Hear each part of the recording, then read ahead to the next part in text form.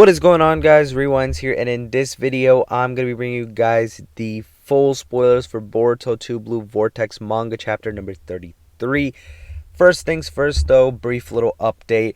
Last month I did not cover any Boruto spoilers on the channel, and that is the first time I think I missed any Boruto chapter spoilers now in the last 4 to 5 years.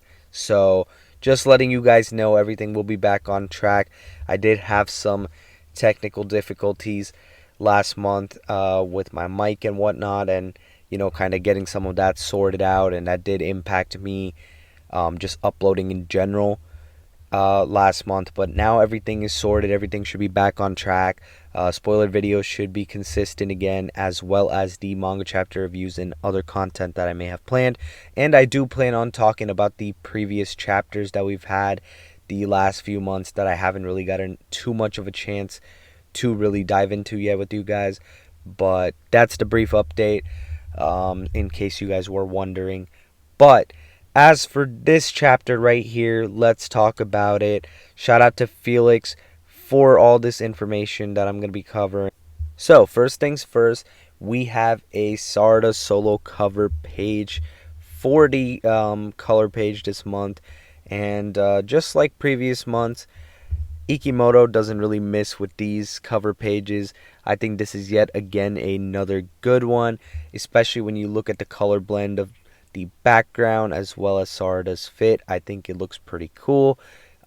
We know that she's usually rocking the black and red fit as her actual one that we see in the chapters and in previous cover pages, but this is pretty cool too to see with the blue and the pink. And Sarada's looking pretty cool in general there too, just taking off the glasses and having her Sharingan activated. So cool stuff there. Shout out to Ikimoto for keeping this trend going with the cool cover pages. So I have looked at some of these, by the way. Have not looked at every single thing, but I do know a little bit of what goes on in the chapter already, and I am going to react to some new parts as we go. So page number 1. The chapter kicks off with an army of Mamushis and Sarada still in Boruto's arm with Konohamaru and Mitsuki at their side. After Kawaki and Sarada collapse, the plan heads towards failure. What will Boruto and the others do in front of the 1,000 Mamushis? Also, do want to point out real quick, if you are new to my channel, I don't try to stay on these images for too long simply because of copyright issues. So if you see me skimming through them, that is why. But every page will have some level of description for what's actually going on, and that's what we're mainly going to be focusing on. So page 2, Kawaki tells Himawari that he just ran out of gas and to worry about Sarada instead. Sumire yells, "Boruto-kun, what is Sarada's condition?" Page 3, we're over here.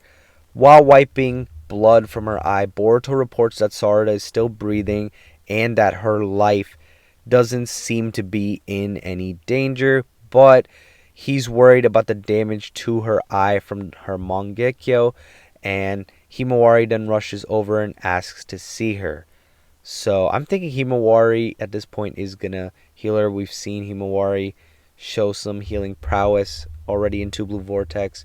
So that's what happens here. It looks like Himawari fixes the damage to Sarada's vein/blood vessel on page 4 and stops the bleeding, but she doesn't know what lasting effects it will have on Sarada's vision. Ada says Sarada's name with worry while Mamushi laughs. So definitely a tense start to the chapter. Page 5. Damon is annoyed by all these pests buzzing around and tells them all to come at him at once. Mamushi charges. Page 6. This was actually the preview page, I believe. I did see that a few days ago. No matter how he looks at the situation, INOJIN thinks they'll get wiped out. He asks Koji how much he knows about the future. Koji replies that his last update was 4 days ago, and that was the one where he explained to INOJIN about the mind-body transmission jutsu. But since then, he's gotten no new information. So, page 7 over here, Koji explains to INOJIN about his updates.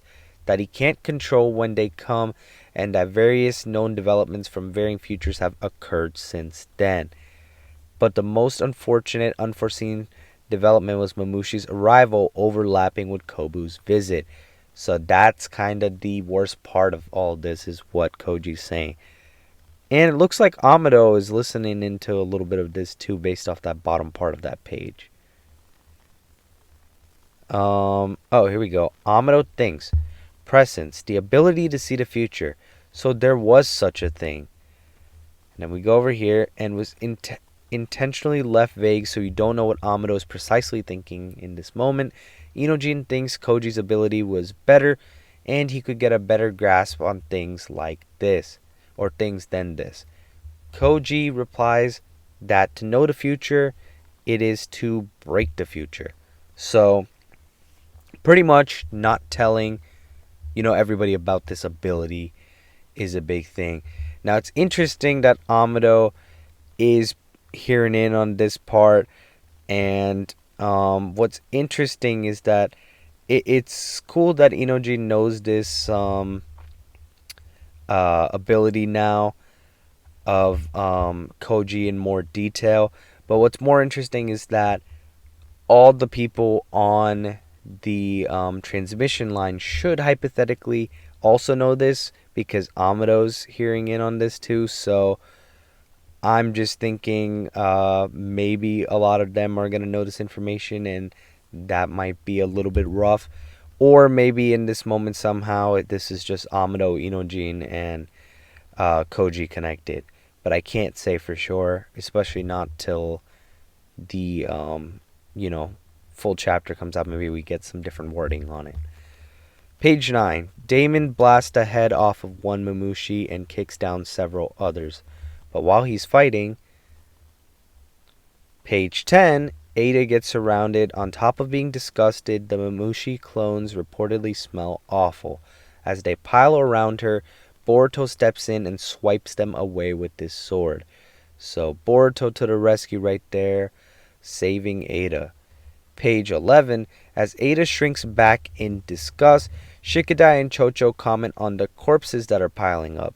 But the rate at which the Mamushi is increasing is faster than they can take him down. Damon's stamina should have a limit. At this rate, they're all going to get taken out. Page 12.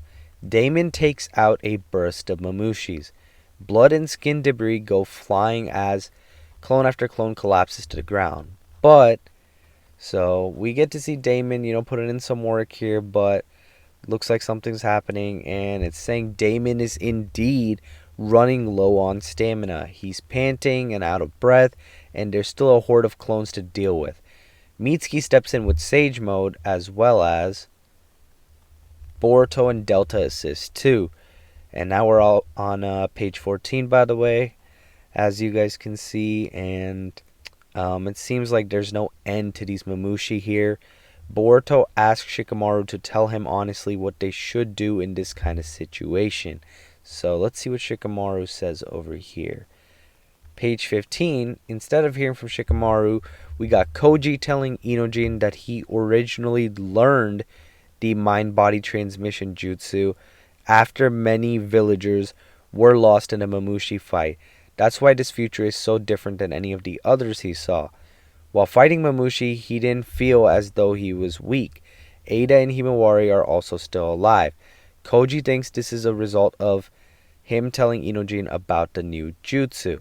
Inojin yells that if that's the case, why are they in the situation they're in now? Isn't this just as bad? Where is their chance at winning? So Inojin is definitely very frustrated here, as you can see, even though he learned this jutsu sooner. Page 16. Inojin yells, asking what the point of learning this new jutsu even was. What use can it be in this situation? And then he slowly comes to a realization. Inojin thinks back to what Amado said in the previous chapter about the Mamushis potentially having one single collective consciousness, and Koji looks at him knowingly. So this might be a big moment over here. Again, we see Amado here as well, so it seems like Amado's listening in still. So page 17, Koji says that it's true. The future has gone quite differently than any of those that he saw, but Tenpath's or prescience strength is information. Despite the different circumstances, Koji saw a scene similar to this one in another future. Because Mamushi's intelligence has declined to its absolute limit, there are new measures that they can take. But as for whether or not Koji needs to tell Inojin what those measures are, now that's the part we're probably going to get to here, I would assume, where we're on page 18 now. Inojin says there's no need to explain things. He's got no choice but to do it. Koji replies that even in other futures, this idea came about as a result of Inojin himself. Inojin resolves to destroy the shitty future using his new jutsu. So this is really looking like Inojin's big moment of shine right here. And that's what we're getting towards. Page 19. Ada flies away from the swarm of falling Mamushis with Damon on her back. Let's see. Page 20. The corpses are piling up. They have no choice but to keep their distance for now, but Mamushi is faster. Damon says he'll swat him down and tells Ada to keep flying away, but Boruto swoops in and slashes them with his sword. So, we're getting, a bit of developments going on right now with the whole Inojin stuff, but at the same time, the battle rages on, and then we got Damon putting in some work, we got Boruto putting in some work, and that seems to be a big, mix of what's going on right now. Page 21, Boruto says he'll back them up and tells them to keep flying. Ada says, Boruto-kun, thank you. Shikamaru thinks out loud trying to find a solution when suddenly Inojin stops the mind-body transmission jutsu. Shikamaru panics. Sumire also seems concerned about why the transmission has suddenly been cut off. Meanwhile, a toad appears on the battlefield. So going back to what I had said earlier, I think this confirms that they were still all connected, so technically everyone that was connected should know about that technique now. At least that's what I would assume for the prescience. But that's just what I'm assuming, and Amado did acknowledge it, but Amado could have also just known because Amado has a lot of knowledge, and Amado did work on making Koji, so you could still go about it either way, but I'm leaning towards everyone just kind of having an idea about it now. Or maybe since Koji's still being vague to it to an extent, only Amado has really figured it out to like what it really actually is. Rather than the others not knowing, the true capabilities of it in full. So, page 22. Inojin gets into the reverse summon circle facing Koji. Koji prays for Inojin's success, and with that, Inojin is reverse summoned onto the battlefield. Himawari turns just in time to see him running, and he yells, Himawari-chan. And page 24, Himawari turns and says, Inojin? Inojin apologizes in katakana for emphasis. I'm sorry, I'm leaving the aftermath to you. After that, he yells Shikadai's name and asks him to stop the movements of just one Mamushi clone, then starts weaving hand signs. Page 25 is Shikadai using his shadow paralysis jutsu and Inojin rushing towards the target, throwing out both arms, and then on page 26 he uses the mind transfer jutsu. Pretty cool page right there, by the way, to see that. And then on page 27, Inojin's unconscious body falls forward. Mamushi mumbles some broken syllables incoherently. Page 28, the Mamushi clones are acting strange. Damon and Boruto turn around wondering what exactly is going on. So the strange behavior now, definitely due to Inojin's jutsu, but Boruto and Damon are caught by surprise. Shikadai explains that even though Inojin only took over one of Mamushi's with mind transfer, the whole flock has somehow stopped moving. As Kawaki wonders what's happening, Amado thinks, so I was right. And let's see. Page 30, Amado theorizes that what Inojin took over wasn't just one clone. Sumire asks if this was the shared consciousness that he was talking about earlier. Amado confirms that this does indeed seem to be the case. So now, INOJIN is in control of every single Mamushi. So this is huge. And if you guys had told me that INOJIN was putting in this much work in a Boruto arc in general in the manga, I would be pretty surprised. And honestly, I am surprised, but pleasantly surprised because INOJIN'S involvement in this arc has genuinely been really cool to see, because you made a character that wasn't getting that much screen time and shine into a character that's shown a lot of good traits, and definitely a character that's gained, I think, a lot of fans in the last 6+ months for sure. So, shout out to INOJIN. Definitely putting in some work this arc, and I'm definitely liking him more as a character as this arc has been progressing too. So it's cool to see him doing that, and to see Shikadai help him out here too. Even though Shikadai and Chocho aren't shining as much as INOJIN this arc, it's cool to see they're still involved and getting their little moments too. But INOJIN took over on page 31 all of the Mamushis. So now we're on page 32, where as the Mamushis are muttering incoherently, INOJIN reflects on Koji telling him that the Mamushis who have lost their eyes are unable to multiply. So he shouts Damon's name after that. On page 33, in his mind, INOJIN thinks, I'm going to pulverize both of your eyes. So, let's see. Page 34, as Mamushi's eyes seemingly splurt out blood, the same thing happens with INOJIN's eyes as he lays unconscious on the ground. Now, this could be a big thing. Is this going to end up becoming a big consequence of INOJIN actually doing this? Is INOJIN going to go blind after all of this? Because he is taking out Mamushi's eyes. Page 35, Himawari rushes over to him yelling his name. All the Mamushis surrounding them have their eyes completely pulverized. So it worked. Page 36, as all of the Mamushis fall to the ground, Shikadai and Chocho are confused as to what exactly is happening. Kawaki watches the situation as Himawari desperately works to heal INOJIN. So Himawari's already on that for INOJIN. Maybe she can do something. We'll see. But Shikadai and Chocho confused, and Kawaki is just looking on. That's what's going on there. Page 37. The Mamushis begin to decay all throughout the town. From around Mitsuki and Delta and Ada and Damon, Mamushi debris float up into the air. So it seems like he's taken care of. And on page 38, Delta doesn't really know what's going on, but it seems like Mamushi has been defeated. Boruto sheathes his sword as the Thorn Soul materializes. So, oh yeah, he definitely has been defeated if this is the case, with the Thorn Soul coming up. And then, page 39, Kawaki looks up into the sky, wondering if that's a soul thorn. Boruto takes it and descends to the ground. The moment he lands, Kawaki calls out to him, asking what he intends to do with it. So, let's see what this leads to. Page 39. This is the same thing. Page 40. Okay. Is there anything more? Oh, I did see this page, I believe. Okay. Page 40. Final page.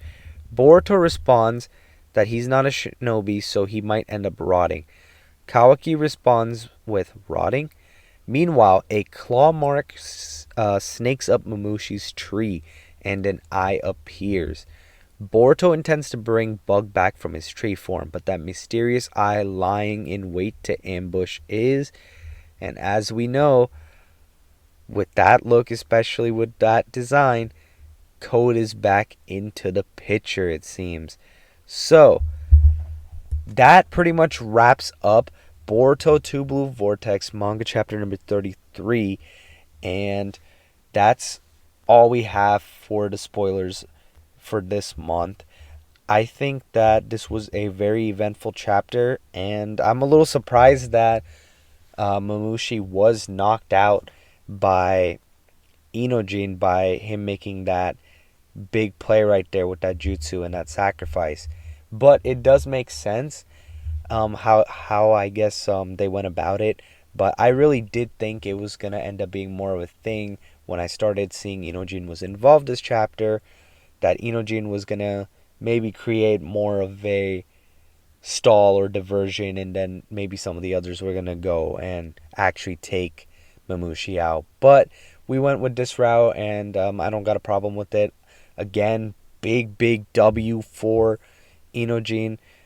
Um, this is gonna be one of those arcs where I'm gonna look back at this whole Mamushi raid and really have to sit back and evaluate a little bit for how I feel about the arc in general, because I might do an arc review.